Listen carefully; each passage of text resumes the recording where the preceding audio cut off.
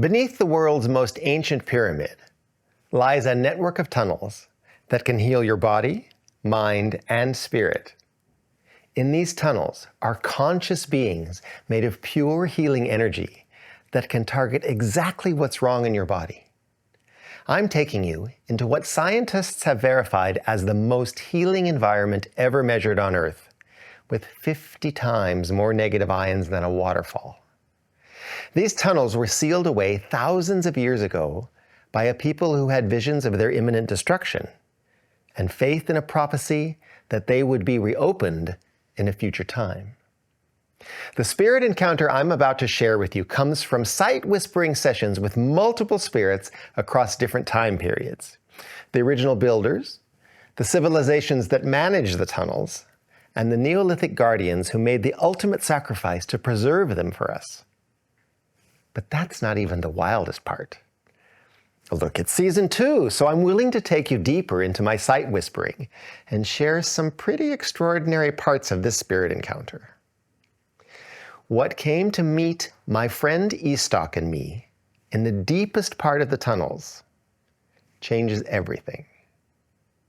A living extraterrestrial named Doradu, whose ancestors worked with humans in these healing tunnels long ago, and he's hoping to work with us again. Okay, enough, let's go. Since 2005, Dr. Sam Osmanagic and his team have made the most astounding discoveries and done incredible work to share the mystery, the scientific revelations, and the spiritual dimensions of the Valley of the Pyramids in Visoko, Bosnia. I've had the privilege and the honor to meet Sam and to visit these sites. This place is another testament that a history of advanced civilizations is becoming more and more apparent, and that our history is different from what we were taught, and we just need to be open to this new knowledge. It's fulfilling for me to be able to provide my sight-whispering skills to access information from our distant past, so that we can fill in some of the knowledge that hard science can't provide. I teach my apprentices that the difference between shamanism and religion is that while religion is the belief in someone else's experience, shamanism is the belief in your own experience. I have had dozens and dozens of direct spirit encounters in various trips to the Bosnian Valley of the Pyramids. The spirits, some alien and some human, have always been quick to respond, generous with their knowledge, and very eager to help us to understand this place. The sight whispering here in Bosnia has revealed something pretty profound. Back when all this was being built, we were part of a large and beautiful intergalactic family. But for some reason, we've separated ourselves from this family. There's been controversy about Sam's discoveries here in Visoko, but now, after 20 years of constant scientific research, a huge amount of verified data, and over 30 peer-reviewed scientific journal articles, I can state categorically that the discoveries in the Bosnian Valley of the Pyramids have been verified. The central figure is the Bosnian Pyramid of the Sun. It is the largest pyramid in the world, at 360 meters tall. That's 1,180 feet. You can see that the pyramid is covered by soil, trees, and vegetation, just like the pyramids of Mexico, Indonesia, and China were and are. It is also the oldest, scientifically dated to have been constructed 30,000 years ago. Right. So who was around 30,000 years ago to build this massive pyramid? But wait, there's not just one pyramid here. Sam and his team have actually identified 5 pyramids, 2 tumuli, and an amazing network of tunnels, all connected to each other by sacred geometry. Everywhere in the world where there are pyramids, there are tunnels beneath them.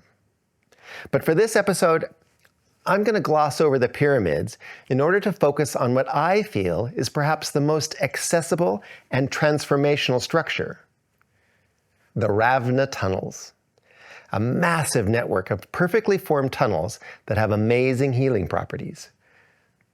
Each time I visit, I return to these tunnels again and again. Sometimes alone, sometimes with others. Each time the same thing happens. The deeper I go, the more information the spirits share with me. This episode is the result of multiple sight whispering encounters.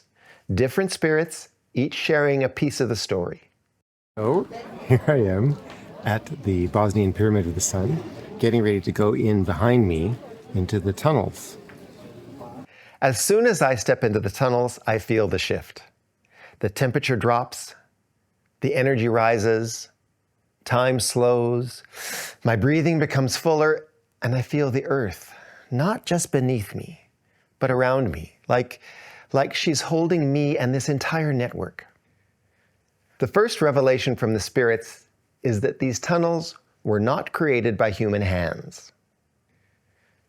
These healing tunnels and chambers were created by the earth itself. From 2005 until today, Sam and thousands of volunteers have cleared and reopened 2.6 kilometers of these tunnels. And there's a lot more to clear. They estimate that there are over 10 kilometers of tunnels between here and the Pyramid of the Sun. When Sam first discovered this entrance, he assumed it was just a natural cave. But a group of local teenage boys told him that there's lots of these around here. And the boys showed him that some of these are entrances to tunnels, now curiously filled with loose soil and stone. The debris was fairly easy to remove, and Sam and his team got to work clearing it away. They uncovered a vast network of navigable tunnels with branching side tunnels. Many were closed off by beautifully constructed dry stone walls. Okay, let's go through some of the scientific facts about these tunnels. The network of tunnels is between 5 and 25 meters underground and consists of both dry tunnels and tunnels with flowing water. Sam and his team have made the dry tunnels accessible to the general public. They've installed lighting and positioned benches for rest and meditation. They have identified various routes through the network.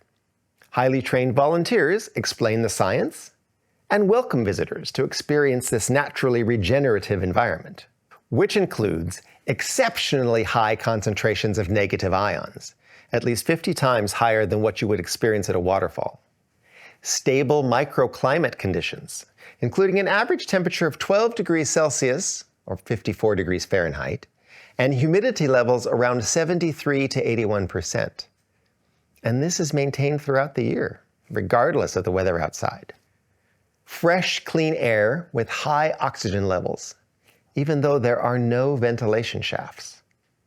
No electromagnetic radiation, consistent Schumann resonance of 7.83 hertz, and occasional areas that measure 28 kilohertz, which is the frequency of levitation.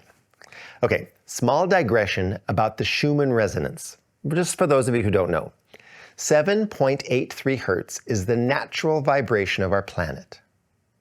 When humans tune into this frequency of 7.83 hertz, we experience numerous benefits, such as enhanced memory and learning, improved tolerance to stress, emotional balance, and grounding. But due to our intensive development of technology, TVs, microwaves, telecommunication devices, mobile phones, satellites and antennas, power distribution networks, stuff like that, the electromagnetic frequencies we live with in most locations in the world now range from 10 hertz to 16 hertz, which means that we no longer live with Earth's natural frequency of 7.83 hertz, but you can in the tunnels. Now, in addition to the measured environmental conditions, numerous first-hand testimonials from visitors report significant physical and psychological benefits of spending time in the tunnels. These include pain reduction, improved breathing, increased energy, and mental clarity. When you pair these self-reported outcomes with the scientifically measured environmental data, it suggests that the Ravne Tunnel complex functions as a passive therapeutic space, an organic infrastructure promoting self-regulation, balance, and healing. Spending time in the tunnels became my daily practice, an hour in the morning and an hour in the evening. Okay, sorry, I left you hanging with these tunnels were created by the earth itself. Different spirits at different places all confirm that these tunnels were not built by any civilization we know of. These incredible tunnels were created by Gaia, the living consciousness of the earth herself. Before we go on, there's some background information that I need to share. While talking with spirits on the Pyramid of the Sun, I learned that this entire complex was a joint project of an ancient civilization, along with the support and participation of certain extraterrestrial races. They sought Gaia's permission for this massive project and worked completely in partnership with her. The goal of the Pyramid of the Sun project was to harness the very strong energy of the Earth in the valley and then concentrate it, magnify it, and using the inherent power of pyramidal geometry to focus this energy for communication, healing, transformation, and travel. But remember, as above, so below. Okay, back into the tunnels. For my first major sight whispering session here, as always, I introduce myself, ask for permission to be here, state my intention to learn about the creation of these tunnels. I receive the softest, most beautiful response. It's full body goosebumps and major light body expansion as I receive this communication. I'm really the only one who can answer your questions. I think this is Gaia herself, or whatever aspect of the goddess it is that speaks to a tiny little human. Well, without skipping a beat, she goes on. There's an inverted pyramid beneath the surface pyramid, an exact mirror construction. She tells me about an ancient agreement. The builders of the above-ground pyramid are responsible for the magnification, focus, and containment of the concentrated energy that's shooting upward. But it's Gaia who is responsible for the same concentration and magnification of energy that is simultaneously being generated downward. Gaia declared that she will take responsibility for the dispersal of the concentrated energy that's released below. She created the tunnel system as the way to disperse the below energy through the ground. I ask how these tunnels were made, and she tells me to merge with her consciousness in order to understand. It's an extraordinary process unfolding over hundreds, if not thousands of years. As I merge with her awareness and her memory, deep within the earth, near the apex of the inverted pyramid, I see concentrated spinning spheres of pure, bright, blue-white energy. These energy balls start to carve out passages as they move through the earth. They're being drawn toward underground water sources. This tunneling is happening really slowly, and the ball travels through the earth. As it goes, its brightness fades. I think its energy gets dissipated in the act of tunneling. As the ball of energy fades, another ball of energy arrives right behind it, and the tunneling continues. Next, she's showing me the creation of branching tunnels. Now, in some places, I see multiple balls backed up like a queue of giant marbles. When several energy balls reach the same spot, they vibrate against each other, creating larger cavities in the earth, until eventually they split off in different directions, starting new tunnels. Gaia has me zoom out a bit to see that sometimes when a ball finally dissipates all of its energy, the branch it was creating just stops, and there is no replacing ball of energy to come along and keep the tunnel growing. And then I'm out. I'm back to me in the tunnel. Over hundreds of years, this consistent flow of energy created this vast network of energy dissipation tunnels. Not in straight engineered lines, but in organic branching patterns. They look like the veins of a leaf or the root system of a massive tree. When you look at a map of the tunnels Sam and his team have cleared, this organic pattern becomes obvious.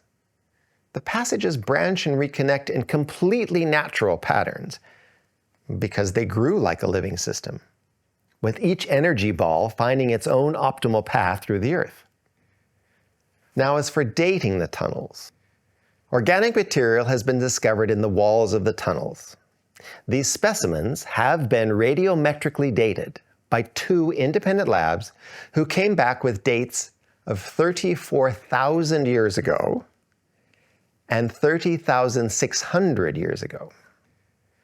So, the tunnels are contemporary with the construction of the Pyramid of the Sun. The teams also occasionally find organic material like wood or charcoal mixed in with the debris that they're removing. Well, here's the interesting thing.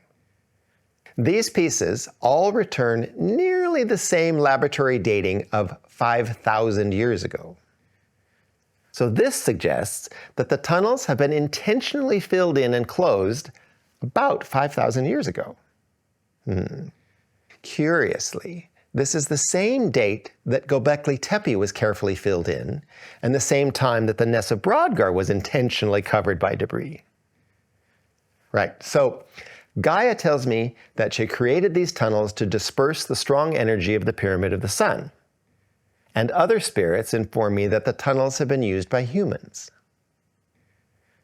In a far back chamber at the very end of meditation route number 2, I'm trying to connect with the parallel timeline when these tunnels were in use by humans. It works. A spirit comes forward. He's a blind teacher and guide who works as a healer in these tunnels, specifically because his lack of sight is actually an advantage. He tells me that after the Great Flood, which most researchers now agree was about 12,000 years ago, his ancient ancestors discovered these tunnels and began managing them for healing. I ask what he means by managed, and he explains, they realized that the energy at the main pyramid is too strong for humans, but the energy here in the tunnels is much better. When they first started working here, the energy was a bit too low, so they began a process of closing off side tunnels to concentrate and raise the healing energy in the main passages that are closer to the entrance. Again, this organic structure matters. It makes sense. If you want a bigger, stronger main branch, you cut off the smaller limbs. The blind spirit agrees with me, and he adds that the smaller the tunnel, the stronger the energy. For intensive healings, he guides people into the smallest tunnels, and he has them lie down to receive more concentrated healing energy. But you know, the real stars of this healing system are the orbs. The balls of light moving through the tunnels that many people have captured on their iPhones. As you enter the tunnel, hundreds of orbs swarm to greet you. They gather around your body. If you invite their healing work, they enter your body and they link you up to a flow of healing energy. Maybe this phenomenon is happening because the tunnels are open again and so many people come here needing healing. The blind healer explains something that completely blows my mind about what these zooming orbs actually are. He says, the orbs are conscious energy healers. They form themselves from the residue of the energy that created these tunnels. In his time, there's lots of this original energy against the walls. And when someone needs healing, this energy concentrates itself into an independent spherical form with consciousness. The orbs then link up as a chain, creating a pathway for more of the energy to flow off the walls through the chain of orbs to exactly where healing is needed in your body. Look, I'm just repeating what the spirits told me and Michael Tellinger, who was with me on this particular morning in the tunnel. So if I'm understanding this, in ancient times, this energy was mostly just here on the walls and only formed orbs when someone needed healing. But what I've experienced over the past few days is that the orbs are constantly active. Don't worry, if you miss them at the entrance, you'll meet many more deeper in the tunnels. They are free-roaming agents looking for healing clients to help. If the blind spirit is correct, and the orbs are conscious beings, then I should be able to have a conversation with them. I've had telepathic communication with rocks and rivers. Why not orbs? The orbs referred to themselves as frequency stabilizers. This was their job in the tunnels. They explained that everyone who enters has a personal frequency with various distortions. Here's what they told me. Our job is to strengthen your central frequency and cancel out the distortions. We target weak places, damaged places, and areas of stress in your body. Some places require physical repairs, and this takes time. Well, sharing this spirit conversation with me, Michael had to experiment. So, we place our foreheads against the tunnel wall and begin breathing deeply. It's true. There is stronger energy against the wall. We can feel intense sensations of energy, light, and healing coursing through our bodies. Michael receives a message that while breathing, we should reach out our arms and touch embedded stones in the wall with our fingertips. Well, we do, and this amplifies the vitality even more. Over the following days, I can only imagine what people think as they pass Michael and me looking like starfish stuck to the tunnel walls. We're not the only ones here for the healing. Every morning, I pass elderly residents of Visoko. They're resting on benches, meditating, and quietly receiving the healing energies. But wait, there's more. The healing power of these tunnels is not just the orbs. There's special water here. Lots of it. Rivers of subterranean water flowing through some of the tunnels. The water in these tunnels is energetically alive. I know this sounds like science fiction, but according to scientific testing, personal testimonials, and spirit sources, this is absolutely the case. Laboratory analysis consistently shows no microbial contamination, a stable pH of 7.45, beneficial minerals, and no detectable toxins. Some of you might know of the work of Dr. Emoto, the Japanese scientist, who proved that water responds to consciousness and intention. Well, his lab analyzed samples of this tunnel water. They found that the water consistently formed perfect hexagonal crystals, identical to those found in high-energy, pristine spring water. This confirms the vibrational purity and positive energetic imprint of the tunnel water. A spirit woman from the same time as the blind spirit healer told me about their ancient uses for the water flowing in these tunnels. She said that they would soak their seeds in this water, achieving 100% sprouting success and a superior and more abundant harvest. For humans, the healing properties varied and were even more remarkable. The water could correct serious intestinal problems within a day if you fasted first and then flushed your system with it. They would also wash newborn babies with tunnel water to remove birth trauma. Different applications created different effects. Water applied to your hair and left to dry would bring dreams of harmony and peace. Water brought into your sinuses would awaken you to other dimensions of yourself, helping you realize that you are more than just a physical being. She explained that the reason the water is so potent. The water here maintains its full power, its ability to bring healing visions, expand awareness beyond the physical, and remove deep trauma. Surface water exposed to sunlight loses its spiritual abilities. Here in the darkness, the water preserves all its transformative potential. Well, today, the Bosnian Pyramid of the Sun Foundation bottles this tunnel water, and I give it to my clients before and after their healing sessions. Now, just before I left Visoko this last time, Istok, the volunteer coordinator, took me to the deepest part of the tunnels, 500 meters deep into the earth from the opening, a part that's not open to the public. It was here that Istok and I met the alien.